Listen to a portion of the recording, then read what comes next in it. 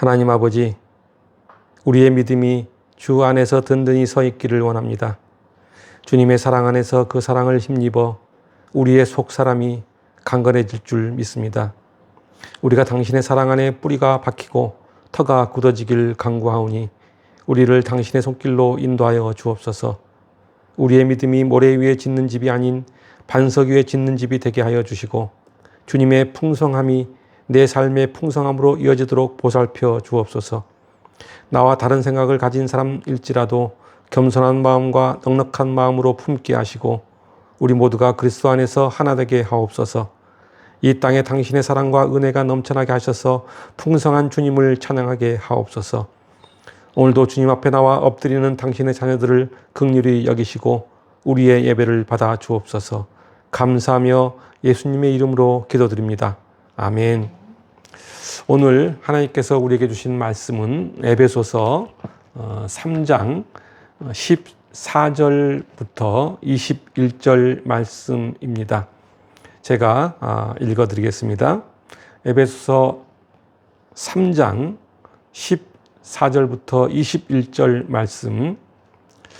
이러므로 내가 하늘과 땅에 있는 각 족속에게 이름을 주신 아버지 앞에 무릎을 꿇고 비노니 그의 영광의 풍성함을 따라 그의 성령으로 말미암아 너희 속사람을 능력으로 강건하게 하시오며 믿음으로 말미암아 그리스도께서 너희 마음에 계시게 하시옵고 너희가 사랑 가운데서 뿌리가 박히고 터가 굳어져서 능히 모든 성도와 함께 지식에 넘치는 그리스도의 사랑을 알고 그 너비와 길이와 높이와 깊이가 어떠함을 깨달아 하나님의 모든 충만하신 것으로 너희에게 충만하게 하시기를 구하노라. 우리 가운데서 역사하시는 능력대로 우리가 구하거나 생각하는 모든 것에서 더 넘치도록 능히 하실 이에게 교회 안에서와 그리스도 예수 안에서 영광이 대대로 영원 무궁하기를 원하노라. 아멘. 오늘은 에베소서 3장을 통해서 여러분들에게 말씀을 전하고자 합니다. 오늘 본문이 우리에게 주는 교훈의 핵심은 우리가 세상을 살아가면서 신앙을 어떻게 지켜야 하는가에 대한 교훈이 담겨져 있다고 하겠습니다. 오늘 우리가 읽은 이 본문은 사도 바울이 에베소 성도들을 위해 간절히 중보 기도하는 두 번째 장면입니다. 바울이 에베소 교회를 위해서 중보 기도하는 첫 번째 장면은 에베소서 1장에 나와 있습니다. 첫 번째 기도가 어떤 기도인지 한번 보겠습니다. 에베소서 1장 17절에서 19절 말씀입니다. 우리 주 예수 그리스도의 하나님 영광의 아버지께서 지혜와 계시의 영을 너희에게 주사 하나님을 알게 하시고 너희 마음의 눈을 밝히사 그의 부르심의 소망이 무엇이며 성도 안에서 그 기업의 영광을 풍성함이 무엇이며 그의 힘의 위력으로 역사심을 따라 믿는 우리에게 베푸신 능력의 지극히 크심이 어떠한 것을 너희로 알게 하시기를 구하노라. 그렇습니다. 바울은 1장에서 에베소 교회 성도들이 하나님이 어떤 분이신지를 제대로 알기를 원하는 심정으로 기도했던 것입니다. 한마디로 에베소 교회 성도들이 주 안에서 든든히 서 있기를 하나님께 간절히 기도했던 것입니다. 그리고 오늘 본문 3장은 바울이 에베소 교회를 위해 기도하는 두 번째 장면인데 3장 14절과 15절을 읽어보겠습니다. 이러므로 내가 하늘과 땅에 있는 각 족속에게 이름을 주신 아버지 앞에 무릎을 꿇고 비노니 사도 바울은 무릎을 꿇고 기도한다는 것입니다. 당시 유대인들이 기도할 때는 무릎을 꿇고 기도하는 것이 아니라 서서 기도했습니다. 구약시대의 아브라함이나 또는 솔로몬 그리고 신약시대의 대부분의 유대인들도 모두 서서 기도했습니다. 그러나 외적인 상황이 있었는데 그것은 간절하게 기도할 때는 무릎을 꿇고 기도를 했다는 것입니다. 오늘 본문을 보면은 바울은 무릎을 꿇고 기도하고 있습니다. 이렇게 무릎을 꿇고 기도한다는 것은 간절한 바울의 마음이 담겨 있다고 볼 수 있습니다. 그렇다면 바울은 왜 이렇게 간절하게 기도할까요? 그 배경을 알기 위해서는 에베소 교회가 처한 상황을 알아야 합니다. 에베소 교회는 바울이 약 3년간 목회하였던 교회입니다. 그런데 당시 에베소 교회를 비롯하여 소아시아 지방의 대부분의 그 교회들이 그랬던 것처럼 교회 내에는 이방인과 유대인들이 함께 공존하며 생활하고 있었습니다. 에베소 교회도 마찬가지로 다양한 민족이 들어와 혼합주의 종교 성향이 있었던 것입니다. 그러다 보니까 자연히 성도들 간에 갈등이 일어나게 되고 심지어 교회가 분열되는 위험한 상황이 벌어지기도 했었습니다. 에베소 교회도 예외는 아니었습니다. 성도들 간의 교리 문제로 다툼과 분열이 일어나게 된 것입니다. 에베소 교회의 이러한 상황을 사도 바울은 로마 감옥에 갇힌 상황에서 이런 소식을 듣게 됩니다. 그 내용은 요한계시록 2장 1절부터 4절을 보면 알 수 있습니다. 요한계시록 2장 1절부터 4절 말씀입니다. 에베소 교회의 사자에게 편지하라. 오른손에 있는 7뼈를 붙잡고 7 금촛대 사이를 거니시는 이가 이르시되 내가 너의 행위와 수고와 너의 인내를 알고 또 악한 자들을 용납하지 아니한 것과 자칭 사도라 하되 아닌 자들을 시험하여 그의 거짓된 것을 너가 드러낸 것과 또 너가 참고 내 이름을 위하여 견디고 게으르지 아니한 것을 아노라. 그러나 너를 책망할 것이 있나니 너의 처음 사랑을 버렸느니라. 그렇습니다. 에베소 교회는 교회의 순결함을 지키기 위해서 교회 내에 있는 악한 자들을 용납하지 않았습니다. 그리고 진리를 왜곡하는 자들을 들추어내서 배척하였던 것입니다. 한마디로 교회가 다른 사람들을 용서하고 품어야 함에도 불구하고 에베소 교회는 하나님의 처음 사랑을 잃어버렸다는 것입니다. 교회가 사랑으로 연합하고 일치해야 함에도 부족한데 에베소 교회는 오직 진리를 외치고 거짓을 배척하다가 결국 교회 전체가 사랑을 잃어버리는 결과를 가져오게 된 것입니다. 오늘 본문은 이런 상황에 처한 에베소 교회를 바라보면서 바울은 안타깝고 절실한 마음으로 그들을 위해 중보 기도하고 있습니다. 오늘 본문 15절 말씀처럼 바울은 아버지 앞에 간절히 무릎을 꿇고 중보 기도하고 있습니다. 바울이 이렇게 무릎을 꿇고 간절하게 기도했던 내용은 어떤 것일까? 그 내용이 오늘 본문 16절부터 19절까지 기록되어 있는데 크게 4가지에 대하여 중보 기도하고 있습니다. 기도의 내용은 첫째 16절에서 성도들의 속 사람이 강건해지게 해달라는 것입니다. 그리고 두 번째는 17절에서 그리스도께서 성도들의 마음 안에 내주해 주시라는 것입니다. 그리고 세 번째는 18절에서 성도들이 사랑으로 굳게 서게 해달라는 것이고 네 번째는 19절에서 성도들이 하나님의 절대적 사랑, 즉 십자가 사랑에 이르게 해달라는 것입니다. 그러면서 20절과 21절에서는 하나님의 영광을 돌리면서 성령으로 마무리되는 것을 볼 수 있습니다. 바울의 그 첫 번째 기도는 바로 16절입니다. 한번 읽어보겠습니다. 그의 영광의 풍성함을 따라 그의 성령으로 말미암아 너희 속사람을 능력으로 강건하게 하시오며, 속사람을 강건하게 해달라고 중보기도 하고 있습니다. 우리는 이 말씀을 보면서 우리에게는 속사람과 겉사람이 있다는 사실을 깨닫게 됩니다. 그렇다면 겉사람이란 어떤 사람을 말합니까? 겉사람이란 아담의 혈통을 이어받아 타락하고 부패한 우리의 육신적인 몸을 의미합니다. 그렇다면 여기서 속사람이란 어떤 사람을 말할까요? 그것은 바로 성령의 능력으로 우리 속에 예수의 생명이 들어있는 사람을 말합니다. 그런데 속사람을 강건하게 하는 것은 인간의 능력이나 노력으로 되는 것이 아닙니다. 오직 성령의 능력으로 속사람이 강건해지는 것입니다.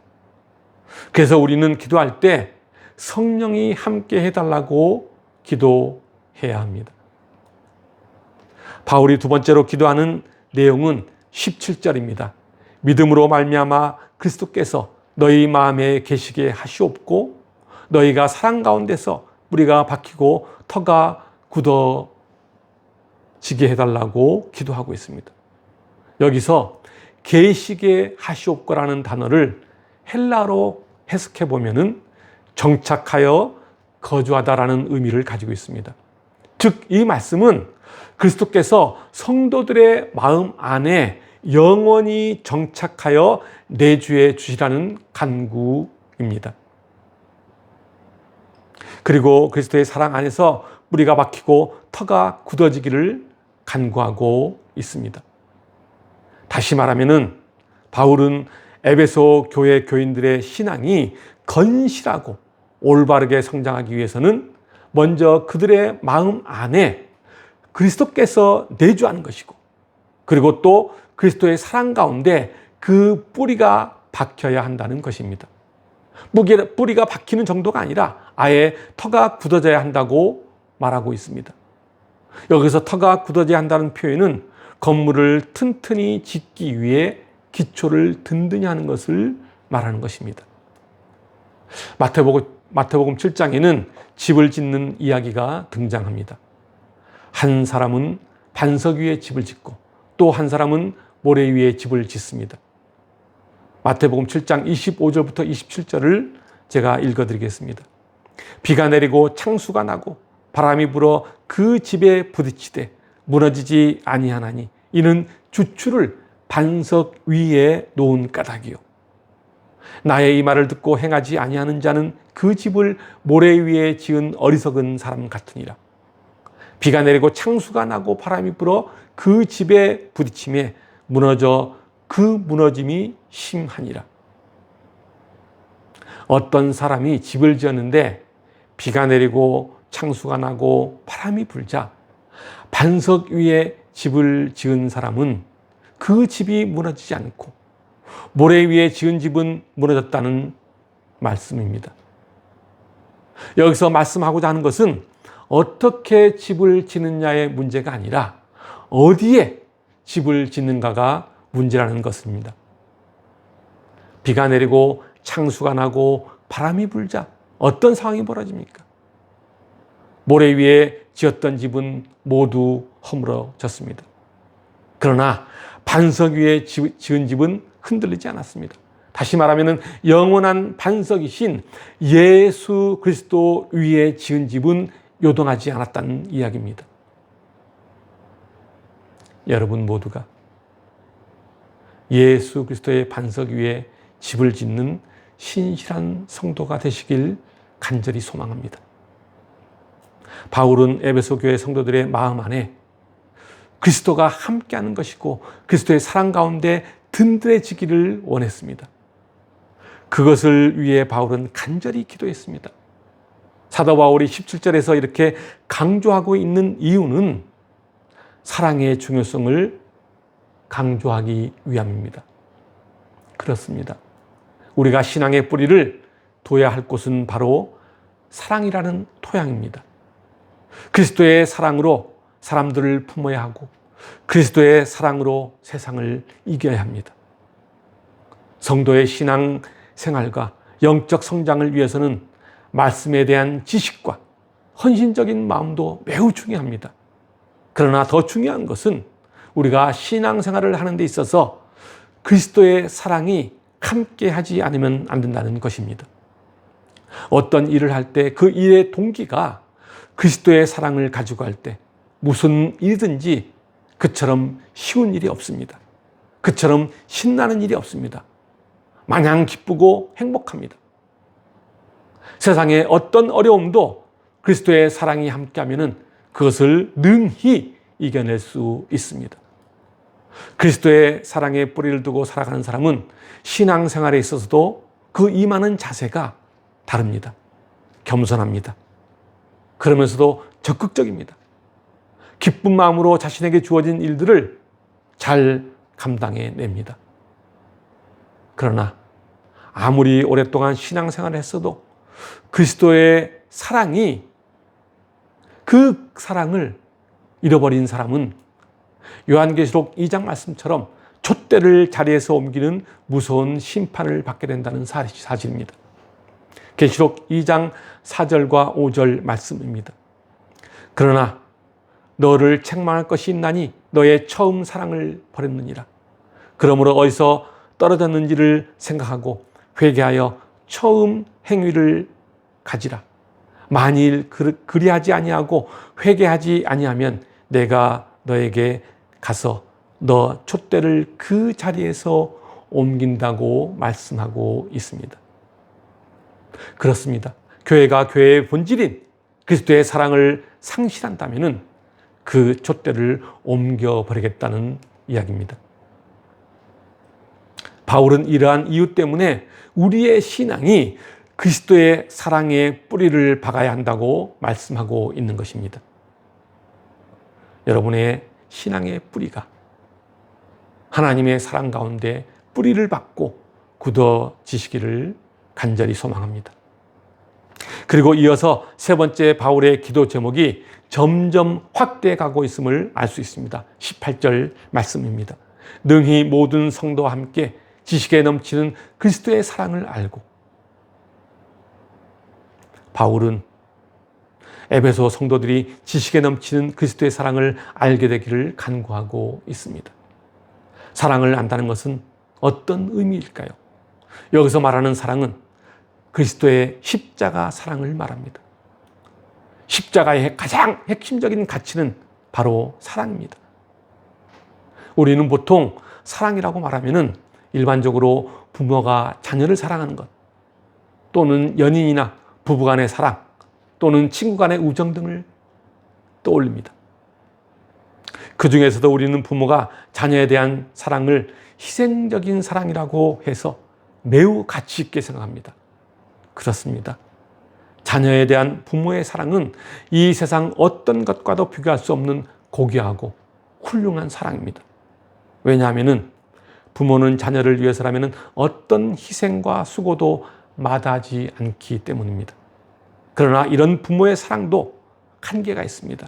영원하지 못합니다. 때로는 갈등을 일으키기도 합니다.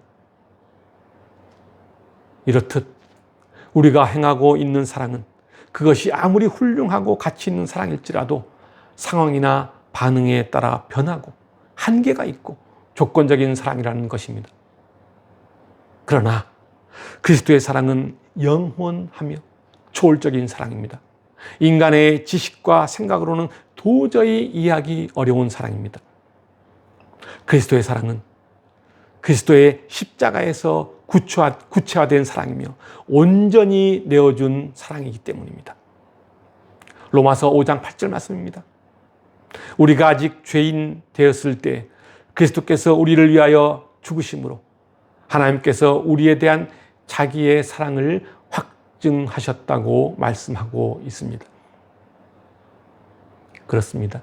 그리스도의 사랑은 죄악 속에 살아갈 수밖에 없는 인간을 위해 하나님은 자신의 독생자들을 저주와 형벌의 상징인 십자가에 달려 죽게 하심으로 자신의 사랑을 구체적으로 드러내셨습니다. 다시 말하면 그리스도의 사랑은 인간의 지식을 초월하고 그 사랑의 깊이와 넓이 정도가 무한함을 말해주고 있는 것입니다. 그리스도의 넘치는 사랑은 인간의 지식으로는 죽었다가 깨어나도 알 수 없습니다. 그러나 거듭나고 중생한 사람은 그것을 조금이나마 알 수 있습니다. 18절에 능히라는 이 단어가 이것을 잘 증명하고 있다고 볼 수 있습니다. 그래서 바울은 에베소 교인들이 능히 그리스도의 사랑을 알기를 기도했던 것입니다.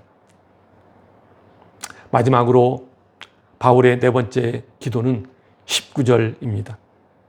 그 너비와 길이와 높이와 깊이가 어떠함을 깨달아 하나님의 모든 충만하신 것으로 너희에게 충만하게 하기를 구하노라. 여기서 너비와 길이와 높이와 깊이를 언급하고 있습니다. 이 말씀이 무엇을 말하고자 하는 것이냐면은 한마디로 십자가의 사랑을 말하고자 하는 것입니다. 20세기 최고의 설교자인 신학자 존 스토트 목사는 오늘 본문 19절을 이같이 해석하였습니다. 제가 한번 읽어드리겠습니다. 그리스도의 사랑은 모든 인류를 수용할 만큼 넉넉하게 넓고 세상의 시간을 넘어서 계속될 만큼 영원히 길고 그리스도를 하늘로 올릴 수 있을 만큼 지극히 높으며 가장 타락한 인간을 구원할 만큼 충분히 깊다라고 해석하였습니다. 그렇습니다. 십자가의 사랑은 측량할 수 없을 만큼 무한합니다. 그리고 영원합니다. 에베소 1장 4절과 5절에서는 이렇게 말씀하고 있습니다. 곧 창세전에 그리스도 안에서 우리를 택하사 우리로 사랑 안에서 그 앞에 거룩하고 흠이 없게 하시려고 그 기쁘신 뜻대로 우리를 예정하사 예수 그리스도로 말미암아 자기의 아들들이 되게 하셨다고 말씀하고 있습니다. 그렇습니다.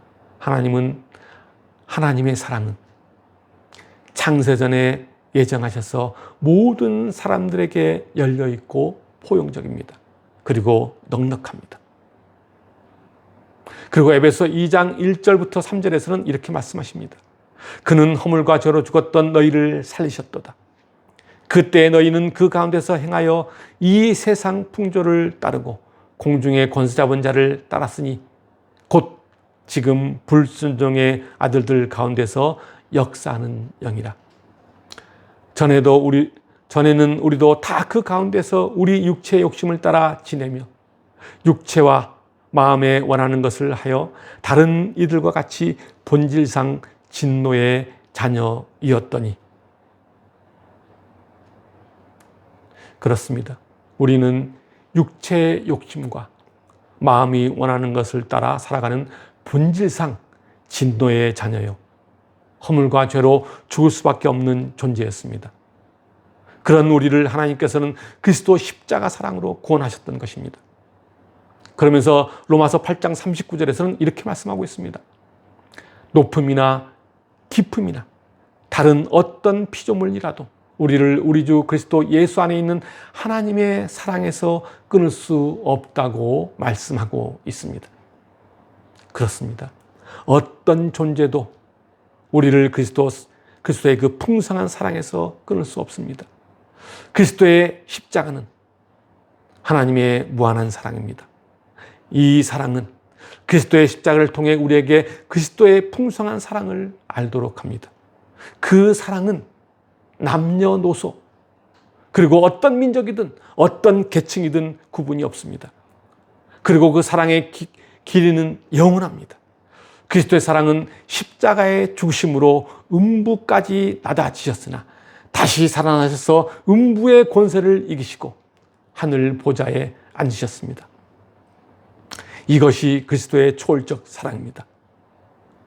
사랑하는 성도 여러분, 여러분들의 일상에서 풍성한 삶을 살아가는 비결은 바로 그리스도의 사랑을 깨달아 아는 것입니다. 그리스도의 사랑을 깨달아 살아가는 것이 풍성한 삶을 일구는 초석이 된다는 사실입니다. 바울은 로마 감옥에 갇혀 있으면서도 쉬지 않고 중보기도 했습니다. 자신을 위해 기도한 것이 아니라 사랑이 식어버린 에베소 교회 성도들을 위하여 중보기도했던 것입니다. 그는 먼저 속사람이 강건해지기를 기도했고 그리스도께서 성도들의 마음 안에 내주하기를 간절히 기도했으며 하나님의 사랑으로 굳게 서서 하나님의 절대적 사랑을 알기를 간절히 기도했습니다.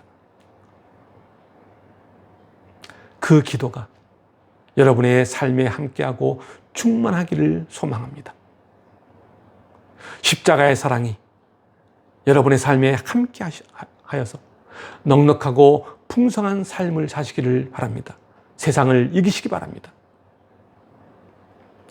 하나님은 지금도 우리들에게 당신의 사랑을 풍성히 주시는 분이십니다. 그 사랑이 여러분의 삶에 충만하기를 주님의 이름으로 간절히 축원합니다. 기도하겠습니다.